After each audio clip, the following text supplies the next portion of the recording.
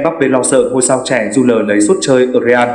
Kylian Mbappe và Rodrigo nằm trong số những cầu thủ Real Madrid đang rất lo lắng ngôi sao trẻ Jules 19 tuổi sẽ lấy đi thời gian thi đấu của họ trong tương lai gần. Cầu thủ người Thổ Nhĩ Kỳ Arda Güler đã bỏ lỡ phần lớn mùa giải trước vì chấn thương cơ. Real Madrid đã chi 20 triệu euro cộng các khoản bổ sung để ký hợp đồng với Güler từ Fenerbahce mùa giải trước.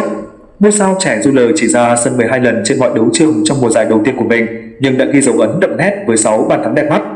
Güler đã góp mặt trong 5 trong 6 trận đấu cuối cùng của đội ở giải vô địch quốc gia, cho thấy huấn luyện viên Carlo Ancelotti đang dành cho anh những phút thi đấu cần thiết trước mùa giải mới. Anh cũng đá chính ở cánh phải trong trận thua 0-1 trong trận giao hữu trước AC Milan hồi đầu tuần này. Theo S. National, chiến lược gia Ancelotti hài lòng với những gì ông đã thấy từ ngôi sao trẻ Güler chỉ mới 19 tuổi trong những tuần gần đây. Sự yêu ái của ông thầy người Ý đã dấy lên nguy cơ Mbappe, Brahim Diaz và Rodrigo rất lo sợ chân sút người Thổ Nhĩ Kỳ có thể lấy đi thời gian thi đấu của họ trong mùa giải này. Trong phòng thay đồ, có niềm tin rằng ngôi sao trẻ Güler có thể trở thành một biểu tượng mới của Real Madrid trong tương lai. Điều này sớm trở thành hiện thực sẽ khiến tân binh Mbappe bị lu mờ sau khi tiền đạo người Pháp quyết định gắn bó với đội bóng Hoàng gia Tây Ban Nha. Mbappe đã đến Bernabeu trong một bản hợp đồng chuyển nhượng tự do đình đám từ Paris Saint-Germain PSG mùa hè này. Với việc Real Madrid cuối cùng đã tìm được người thay thế Karim Benzema có thể an toàn để giả định rằng Mbappe sẽ được đá chính thường xuyên. Vinicius cũng là một trong những tài sản quý giá của huấn luyện viên Ancelotti, vì vậy vị trí thứ 3 trên hàng công là cuộc cạnh tranh giữa Rodrigo, Joselu, Diaz và ngôi sao trẻ Güler. Chưa hết, giúp Bellingham cũng đã cho thấy một chiếc Anh hoàn toàn có khả năng chơi cao hơn trên sân. Cũng cần lưu ý rằng Rodrigo không phải là một chân sút dự bị trong cú nút La Liga và Champions League của Real Madrid mùa trước. Anh đã ra sân 51 lần trên mọi đấu trường, con số cao thứ 2 trong đội và ghi được 17 bàn thắng và 9 kiến tạo. Real Madrid sẽ đối đầu với Barcelona ở chuyến du đấu tại Mỹ. Như trường hợp trong trận đấu với AC Milan, tân binh Kylian Mbappe sẽ không tham gia trong thành phần ra sân của câu lạc bộ. Các nguồn tin cho biết Mbappe vẫn đang trong kỳ nghỉ sau khi cùng đội tuyển Pháp lọt vào bán kết Euro 2024. Mbappe dự kiến bỏ lỡ toàn bộ chuyến du đấu của Real Madrid tại Mỹ và chỉ ra mắt Los Blancos sau trận gặp Atalanta vào ngày 14 tháng 8 tại siêu cúp châu Âu. Mbappe, 25 tuổi, được xem là một trong những cầu thủ xuất sắc nhất thế giới hiện nay và anh đến Madrid với danh tiếng của một chân sút rất nhạy bén với bàn thắng.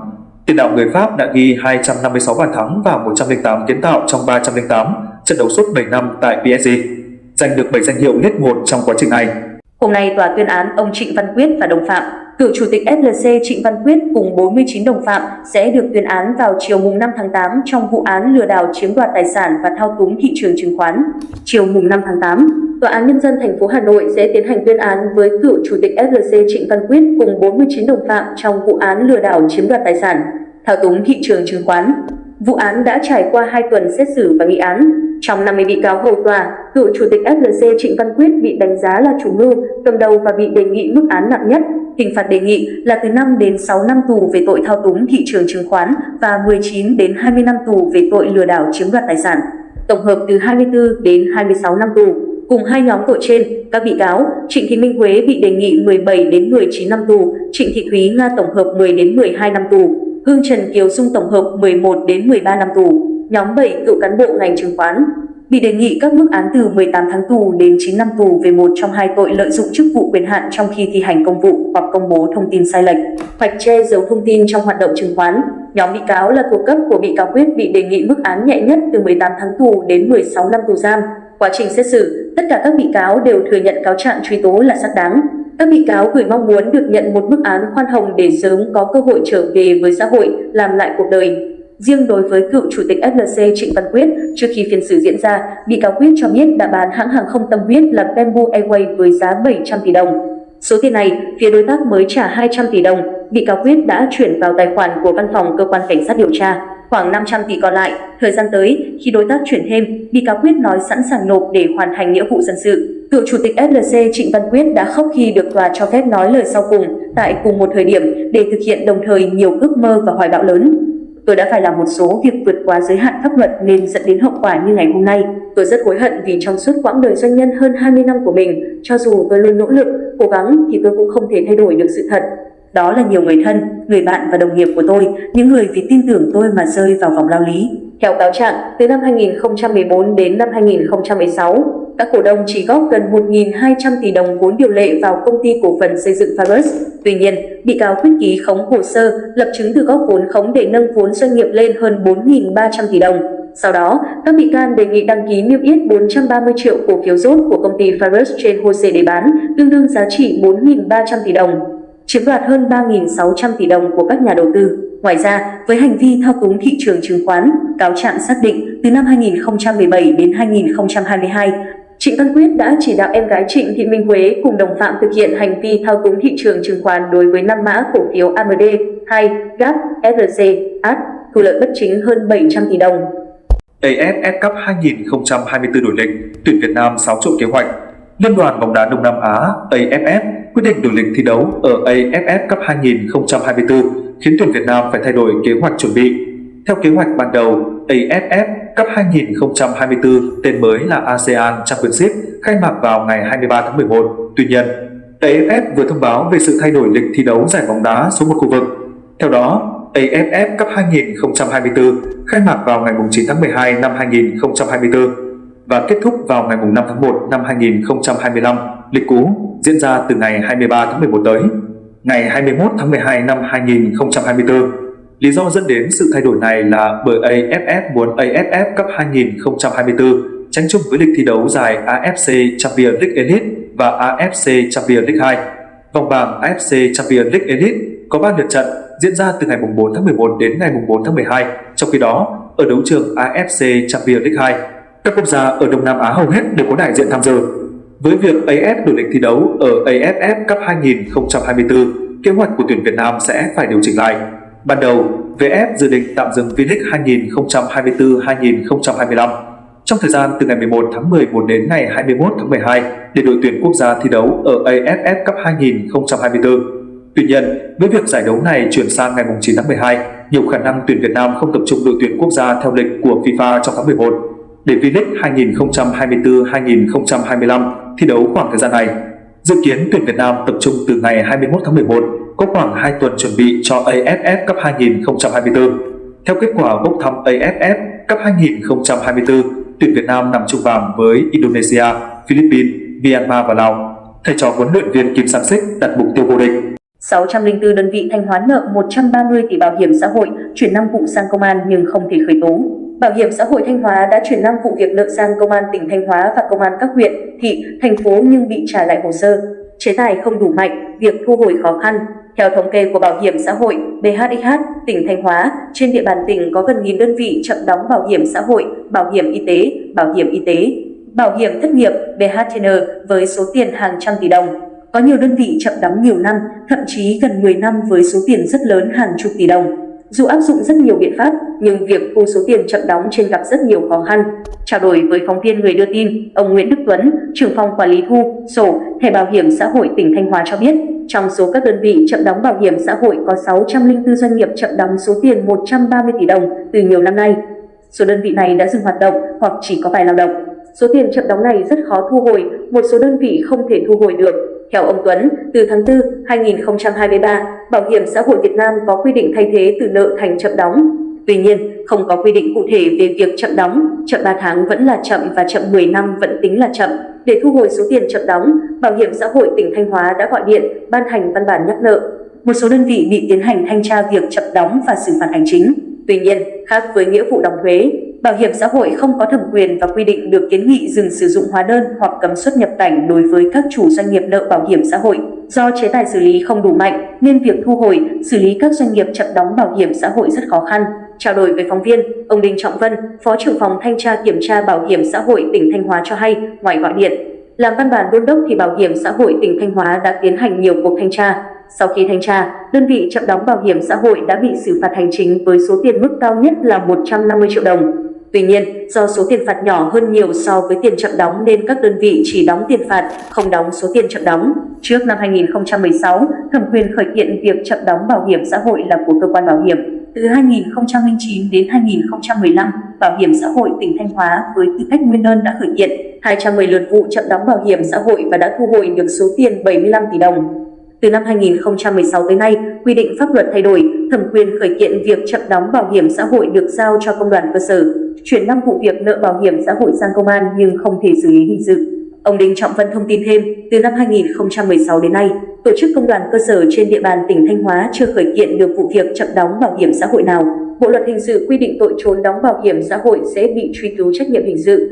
Tuy nhiên, việc nợ trước đây và hiện tại thay bằng từ chậm đóng bảo hiểm xã hội không được coi là trốn đóng bảo hiểm xã hội. Ngành Bảo hiểm xã hội tỉnh Thanh Hóa đã chuyển 5 hồ sơ chậm đóng bảo hiểm xã hội qua Công an tỉnh Thanh Hóa và Công an cấp huyện đề nghị điều tra, xử lý hình sự. Tuy nhiên, cơ quan công an đã trả lại hồ sơ vì vụ việc không có dấu hiệu hình sự. Cũng bàn về vấn đề này, ông Nguyễn Đức Tuấn, trưởng phòng quản lý thu, sổ, thẻ bảo hiểm xã hội tỉnh Thanh Hóa cho biết, trước đây việc thu nợ bảo hiểm xã hội là việc của ngành bảo hiểm. Tuy nhiên, gần đây, ở tỉnh Thanh Hóa có sự vào cuộc của cả hệ thống chính trị. Tất cả huyện, thị, thành phố trên địa bàn tỉnh đều thành lập được tổ liên ngành thu tiền chậm đóng bảo hiểm xã hội do Chủ tịch Ủy ban Nhân dân làm tổ trưởng. Các tổ này làm việc khá hiệu quả. Hàng năm, Bảo hiểm xã hội Việt Nam đều giao tỷ lệ phần trăm số tiền chậm đóng cho các đơn vị, trong đó có Bảo hiểm xã hội tỉnh Thanh Hóa.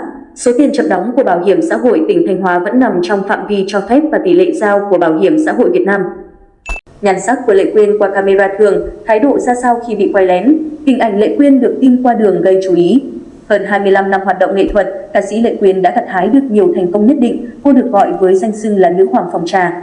Ở tuổi 53, Lệ Quyên vẫn khiến dân tình trầm trồ vì sở hữu visual xinh đẹp cùng body thon gọn, nóng bỏng. Mới đây nhất, dân tình truyền tay nhau đoạn video Lệ Quyên bị bắt gặp khi đang di chuyển trên phố. Trong những hình ảnh được ghi lại, nữ ca sĩ diện trang phục rộng rãi đến từ một thương hiệu nổi tiếng. Dù là camera thường, thế nhưng nhan sắc trẻ trung, ít son phấn của Lệ Quyên vẫn nhận được nhiều lời khen ngợi. Đáng chú ý nhất trong đoạn clip chính là thái độ của Lệ Quyên khi bị quay lén. Theo đó, khi phát hiện camera, nữ ca sĩ đã nhanh chóng xua tay như yêu cầu người quay dừng lại. Cách đây không lâu, Lệ Quyên từng bị bóc nhan sắc đời thường khác xa với loạt ảnh sống ảo lung linh, sang chảnh trên mạng xã hội khi cô để lộ nhiều dấu hiệu tuổi tác và thần thái kém sắc. Ngay sau đó, Lệ Quyên đã lên tiếng đáp trả khi cho biết hình đẹp hay xấu cỡ nào cũng chỉ là cái hình. Cứ gặp nhau ở ngoài cho nó xanh chín là chất nhất phải không các mình ơi. Cơ mà giờ em mới biết có cả photoshop cho xấu hoắc. Thường người ta chỉ ngồi chỉnh cho đẹp long lanh lên để sống ảo thôi chứ nhỉ. Vượt qua cuộc hôn nhân tan vỡ với đại gia Đức Huy, Lệ Quyên hiện đang có mối tình hạnh phúc, viên mãn với bạn trai kém 12 tuổi, Lâm Bảo Châu. Trên mạng xã hội, cả hai không ngần ngại chia sẻ hình ảnh hạnh phúc, thể hiện tình cảm dành cho đối phương. Không những thế, Lâm Bảo Châu còn có mối quan hệ vô cùng thân thiết với bé Bo, con trai chung của Lệ Quyên và đại gia Đức Huy. Cristiano Ronaldo, thương mẹ hơn tất thảy, từng mơ có được ngôi nhà to như Michael Jackson. Cristiano Ronaldo không chỉ được biết đến với những pha đi bóng đỉnh cao, những bàn thắng đẹp mắt mà còn có một trái tim ấm áp và lòng biết ơn sâu sắc đối với gia đình. Tình cảm mà Cristiano Ronaldo dành cho cha mẹ, đặc biệt là người mẹ kính yêu, đã trở thành nguồn cảm hứng mạnh mẽ trong suốt sự nghiệp của anh. Một phóng viên từng hỏi Cristiano Ronaldo tại sao anh vẫn sống với mẹ mặc dù đã thành công và có hàng triệu đô la. Câu trả lời của anh khiến nhiều người xúc động và ngưỡng mộ hơn về tấm lòng hiếu thảo mà anh đối với mẹ mình. Cristiano Ronaldo muốn sống với mẹ đến cuối đời.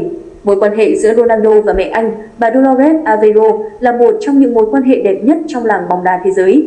Bà Dolores đã dành cả cuộc đời để chăm sóc, nuôi nấng Ronaldo và các con. Tuổi thơ của Ronaldo không hề dễ dàng, gia đình anh sống trong một căn hộ nhỏ tại Fancho, đảo Madeira. Tuy nhiên, bà Dolores luôn cố gắng tạo ra một không gian ấm áp, hạnh phúc cho các con. Là một bà mẹ đơn thân, Maria Aveiro luôn cố gắng hết sức để có thể lo cho gia đình. Bà thường nhịn đói và làm việc nhiều giờ để đảm bảo cho các con đủ ăn đủ mặc. Ronaldo nhận thức sâu sắc về những hy sinh mà mẹ mình dành cho con cái. Anh thừa nhận rằng bản thân sẽ không thể ở vị trí như ngày hôm nay nếu không có sự hy sinh, hỗ trợ, hướng dẫn của mẹ. Anh dự định sẽ ở cùng mẹ đến cuối đời, cung cấp cho bà mọi thứ anh có thể. Với Ronaldo, mẹ anh không chỉ là mẹ mà còn là một người hùng và là tấm gương để noi theo. Ronaldo từng chia sẻ rằng mẹ đã nuôi tôi lớn lên bằng cách hy sinh cả cuộc đời mình cho tôi. Bà đi ngủ trong tình trạng đói bụng để tôi có được cái ăn, cái mặc. Nhà chúng tôi không có tiền. Bà làm việc 7 ngày một tuần, dọn dẹp vào ban đêm chỉ để mua cho tôi một đôi giày để tôi có thể được đá bóng. Ronaldo cho hay mẹ là tất cả đối với anh. Bà là người đã truyền cảm hứng, động viên anh vượt qua những khó khăn trong cuộc sống và trở thành cầu thủ bóng đá chuyên nghiệp. Chính tình yêu thương vô bờ bến của mẹ đã giúp Ronaldo luôn giữ vững niềm tin và quyết tâm chinh phục những đỉnh cao mới. Cristiano Ronaldo từng chia sẻ một bức ảnh của mẹ với những tình cảm cảm động, chúc mừng sinh nhật người mẹ tuyệt vời nhất trên thế giới, một chiến binh luôn dạy tôi không bỏ cuộc. Người bà tuyệt vời nhất mà các con tôi có thể mơ ước, con yêu mẹ nhiều lắm, mẹ của con. hồn mẹ. Bên cạnh tình mẫu tử thiêng liêng, Ronaldo cũng dành một tình cảm sâu sắc cho người cha quá cố của mình. Anh từng chia sẻ với báo giới về ước mơ thời thơ ấu, đó là có một ngôi nhà to như của Michael Jackson. Tuy nhiên, khi ước mơ đó trở thành hiện thực, cha anh đã không còn bên cạnh để cùng anh tận hưởng. Sự ra đi của ông là một mất mát lớn đối với Ronaldo và gia đình. Những hình ảnh từ thuở nhỏ của Ronaldo bên gia đình. Mặc dù cha của Ronaldo không còn sống, nhưng hình ảnh của ông vẫn luôn hiện hữu trong trái tim của anh. Ông João Aveiro là một người đàn ông giản dị, làm công việc bảo vệ. Mặc dù không có nhiều điều kiện để tạo cơ hội cho con trai theo đuổi đam mê bóng đá, nhưng ông luôn ủng hộ và tin tưởng vào tài năng của con mình. Ronaldo từng chia sẻ rằng cha đã dạy anh những bài học quý giá về cuộc sống và luôn khuyến khích anh phải nỗ gắng hết mình.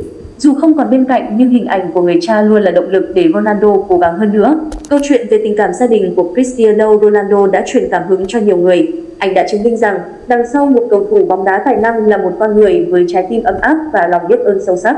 Chiếc áo bé xíu của Lisa Blackpink gây bão mạng. Lisa Blackpink khiến mạng xã hội bùng nổ với những lựa chọn thời trang táo bạo. Cô gần như phô bày toàn bộ thân trên với chiếc áo bé xíu.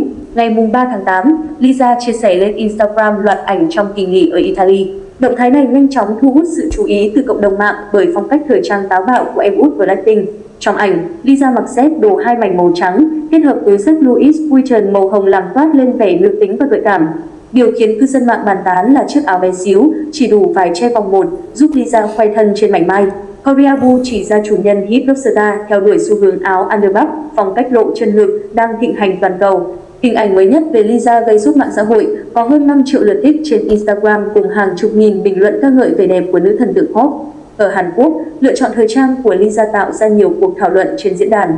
Với bài viết phân tích về xu hướng underbust và chiếc áo mà Lisa mặc lọt vào top thịnh hành trên Naver mang về hơn 110.000 lượt xem.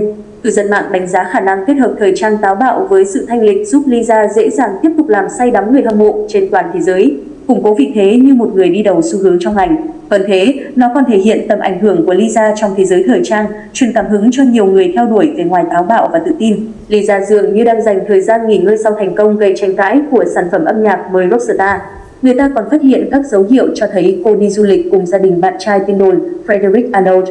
Ngày 30 tháng 7, chị dâu của Frederick Arnold, Geraldine Guzot Arnold chia sẻ những khoảnh khắc trong chuyến đi cùng gia đình đến Hy Lạp trên trang cá nhân. Trong một clip, cư dân mạng nghe thấy tên Lisa được nhắc đến, sau đó là giọng nữ giống mỹ nhân Thái Lan vang lên. Dù nhiều lần bị chụp ảnh cùng nhau, Lisa và Frederick chưa lên tiếng nói rõ về mối quan hệ. Tuy vậy, người hâm mộ đều vui mừng khi thấy thần tượng đang tận hưởng cuộc sống. Vào cùng ngày gây bão với chiếc áo bé xíu, Lisa cũng nhận được sự quan tâm lớn khi bất ngờ tung ra một clip giới thiệu cho đĩa đơn mới. Đoạn clip tiết lộ bản xem trước cho sản phẩm sắp ra mắt của thành viên Blackpink với biểu tượng ngôi sao. Qua những bước tiến gần đây của Lisa, cư dân mạng cho rằng cô đang từng bước thoát khỏi danh xưng thần tượng pop để nâng tầm thành nghệ sĩ với tư cách cá nhân. Tuy nhiên, một số người đánh giá chất lượng sản phẩm âm nhạc chỉ dừng lại ở mức tạm ổn, không có gì mới mẻ hay sáng tạo. Trước đó, cô bị chỉ trích dữ dội vì cáo buộc đạo nhái ý tưởng từ MV của Travis Scott cho Rockstar. Cô cũng mất điểm khi lời bài hát vô nghĩa và lặp đi lặp lại. Chipu bị bạn thân khui tình trạng mối quan hệ. Chipu dùng một từ để dập tắt màn trêu đùa của bạn thân. Với sự nghiệp công việc hiện tại, Chipu luôn bận rộn khi liên tục di chuyển giữa hai nước Việt, Trung. Dù tiếp nhận lịch trình công việc dày đặc, nữ ca sĩ luôn thể hiện tinh thần chuyên nghiệp, cởi mở và thoải mái tương tác, trò chuyện với khán giả ở bất cứ nơi đâu. Chipu bối rối khi nhắc đến chuyện kết hôn. Cách đây không lâu, Chipu nhận lời tham gia biểu diễn cho một sự kiện do nhãn hàng tổ chức tại Việt Nam. Cô nàng diện váy 2 dây trắng được thiết kế cầu kỳ, tỉ mỉ từng chi tiết nhỏ cho đến phần tà váy dài bắt mắt ở phía sau. Stylist Hoàng Cô, bạn thân của nữ ca sĩ, để lại bình luận trêu đùa, thiếu chú rể rồi. Ngay lập tức Chipu bối rối đáp lại chỉ với một từ thôi. Qua phản ứng của Chipu, đa số khán giả cho rằng nữ ca sĩ vẫn đang ở trong tình trạng độc thân và chưa nghĩ đến chuyện kết hôn. Bên cạnh đó, không ít người hâm mộ hy vọng cô nàng luôn duy trì nhan sắc xinh đẹp giống như thời điểm hiện tại, chỉ đẹp lắm, luôn tự tin và tỏa sáng như thế nhé. Từ sinh cho phán đắm đuối mãi thôi, tại sao lúc nào cũng xinh đẹp lung linh như vậy chứ, đẹp không chịu nổi luôn. Chipu bị nghi hẹn hò. Khoảng giữa tháng 6 vừa qua, người qua đường đã vô tình bắt gặp Chipu được cho là đang khoác tay một người khác giới đầy thân mật tại nước Anh. Điều trùng hợp là trước đó vài ngày, nữ ca sĩ cũng khoe hình ảnh có mặt ở nơi đây. Khi đứng trước sự hiếu kỳ, tò mò của công chúng về tin đồn hẹn hò, cô nàng vẫn nhất quyết giữ im lặng. Khi bước sang tuổi 31, Chipu có nhiều sự thay đổi về mặt phong cách thời trang. Cô thoải mái ăn diện nhiều thể loại trang phục khác nhau và luôn có ekip phía sau tư vấn, xây dựng hình ảnh cho bản thân. Về cuộc sống đời tư, nữ ca sĩ khá kín đáo và hạn chế chia sẻ với giới truyền thông. Bắt tạm giam 14 đối tượng lừa hàng nghìn người sập bẫy mua bán tiền giả. Ngày 4 tháng 8, Công an thành phố Bảo Lộc, Lâm Đồng cho biết đã khởi tố vụ án, khởi tố bị can, bắt tạm giam 14 đối tượng để điều tra về hành vi lừa đảo chiếm đoạt tài sản. Đáng chú ý, nhóm đối tượng này đã lừa đảo hàng nghìn người với 23.000 đơn hàng mua tiền giả rồi thay vào đó bằng tiền âm phủ. Đại tá Nguyễn Tấn Vũ, trưởng Công an thành phố Bảo Lộc cho biết, nhóm này có 5 đối tượng cầm đầu là Phạm Minh Thành, sinh năm 1998, trú tại phường 1, thành phố Bảo Lộc, Trần Hoài Tiến, sinh năm 1992, trú tại huyện Củ Chi, thành phố Hồ Chí Minh, Nguyễn Hoài Tâm, sinh năm 2000, trú tại xã Lộc Ngãi, huyện Bảo Lâm, Lâm Đồng, Nguyễn Hữu Nghĩa, sinh năm 1990, trú tại phường Lộc Sơn, thành phố Bảo Lộc và Tô Hoàng Bảo Thi, sinh năm 2000, trú tại xã Lộc Nga, thành phố Bảo Lộc bị khởi tố về tội tổ chức lừa đảo chiếm đoạt tài sản. Theo thông tin ban đầu, trước đó vào cuối tháng 6 năm 2024, Công an thành phố Bảo Lộc phát hiện một số trang mạng xã hội chạy quảng cáo về việc bán tiền giả với nhiều loại mệnh giá khác nhau. Bước đầu, công an xác định các đối tượng đã hình thành đường dây quy mô lớn, chia thành nhiều nhóm với thủ đoạn hoạt động hết sức tinh vi. Công an thành phố Bảo Lộc đã chỉ đạo đội cảnh sát hình sự lập chuyên án, phối hợp với các đội nghiệp vụ, công an các phường, xã trên địa bàn khẩn trương điều tra, làm rõ.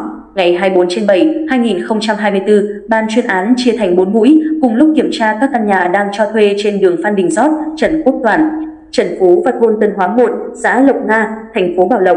Tại 4 địa điểm trên, lực lượng công an đã khám xét, bắt giữ nhiều đối tượng liên quan, đồng thời thu giữ một xe ô tô, một xe máy, 15 bộ máy tính đề bàn, 10 thẻ ATM và Visa, 19 điện thoại di động, 8 SIM điện thoại cùng nhiều bao tải bên trong chứa tiền âm phủ in mệnh giá 200.000 đồng và nhiều hộp giấy bên trong chứa các loại hạt khử mùi, xi măng đã được đóng gói dán tiền âm phủ. Bước đầu, các đối tượng khai nhận đã tạo các tài khoản Facebook ảo rồi chạy quảng cáo giao bán tiền giả để thực hiện hành vi lừa đảo. Mức giá bán tiền giả là 200.000 đồng tiền thật được 5 triệu đồng tiền giả, 250.000 đồng tiền thật được 10 triệu đồng tiền giả, 300.000 đồng tiền thật được 15 triệu đồng tiền giả, 400.000 đồng tiền thật được 16 triệu đồng tiền giả và 450.000 đồng tiền thật được 22 triệu đồng tiền giả. Tuy nhiên, khi đóng gói giao tiền giả cho người mua như đã thỏa thuận, nhóm lừa đảo này không đóng gói tiền giả mà thay vào đó là các vật dụng như bột khử mùi, bột xi măng và tiền âm phủ. Theo thông tin từ cơ quan điều tra, chỉ trong khoảng 6 tháng đầu năm 2024, đường dây lừa đảo trên đã giao thành công hơn 23.000 đơn hàng trong cả nước và chiếm đoạt hơn 6 tỷ đồng. Đơn hàng các đối tượng giao thành công chiếm khoảng 30%. Công an thành phố Bảo Lộc đang phối hợp với Phòng An ninh mạng và Phòng chống tội phạm sử dụng công nghệ cao Công an tỉnh Lâm Đồng tiếp tục điều tra mở rộng, làm rõ đường dây lừa đảo trên.